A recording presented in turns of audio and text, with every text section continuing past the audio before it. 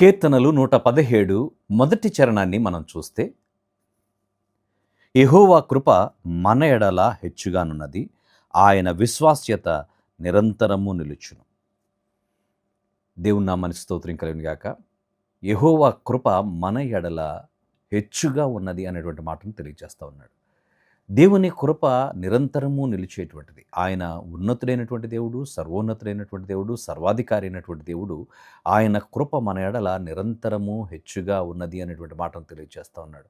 ఏ యోగ్యత లేనటువంటి మన జీవితాల్లో, అంధకార సంబంధులైనటువంటి మన జీవితాల్లో, పాప పంకిలమైనటువంటి జీవితాన్ని జీవిస్తున్నటువంటి మన జీవితాల్లో దేవుని యొక్క కృప, ఆయన చూపించినటువంటి కృపను బట్టి దుర్మార్గతలో జీవిస్తున్నప్పుడు, ఎదురులుగా మనం ఉన్నప్పుడు దేవుని యొక్క ఉన్నతమైనటువంటి కృప మనలను విమోచించింది. ఆయన కృప ద్వారా మనకు విమోచన దొరుకును అనే లేఖనం సెలవిచ్చిన రీతిగా ఆయన కృప నిరంతరము నిలిచేటువంటిది, మన ఎడల హెచ్చుగా ఉన్నది అనేటువంటి దేవుని యొక్క విశ్వాస్యత నిరంతరము ఉండేటువంటిది. ఆయన మన ఎడల నిన్న నేడు నిరంతరము ఏకరీతిగా ఉన్నాడు అనేటువంటి మాటను లేఖనంలో మనం చూస్తూ ఉన్నాం.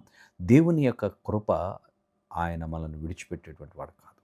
ప్రభునందు ప్రియమైన వారలారా, నువ్వు ఏ విషయాన్ని గురించి చింతిస్తున్నావు, ఏ విషయాన్ని గురించి బాధపడుతూ ఉన్నావు, ఆయన కృప కలిగినటువంటి దేవుడు, కృపా సమృద్ధి అయినటువంటి దేవుడు. కృప మన ఎడల హెచ్చుగా ఆయన చూపిస్తూ ఉన్నాడు. ఒకరోజు ఉండి ఒకరోజు లేనటువంటిది కాదు, శాశ్వతమైన కృపతో నిన్ను ఆయన దర్శిస్తూ ఉన్నటువంటి విధానాన్ని బట్టి ప్రభుని జ్ఞాపకం చేసుకోగలుగుతున్నావా?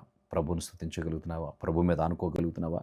శాశ్వతమైన ప్రేమతో నిన్ను ప్రేమిస్తూ నిరంతరం ఆయన కృప చేత మనల్ని దర్శిస్తున్నటువంటి దేవాది దేవునికి మన హృదయాలు అప్పగించి ప్రార్థన చేద్దాం. పరిశుద్ధుడా, నీకు వందనాలు. ఈ యొక్క సమయంలో నీ మాటలు మా వెనుకల్లో దీవించండి.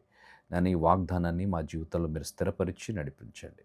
సమస్త మహిమ మీరే పొందుకొనమని యేసయ్య నామమున అడిగి వేడుచున్నాము తండ్రి. ఆమేన్.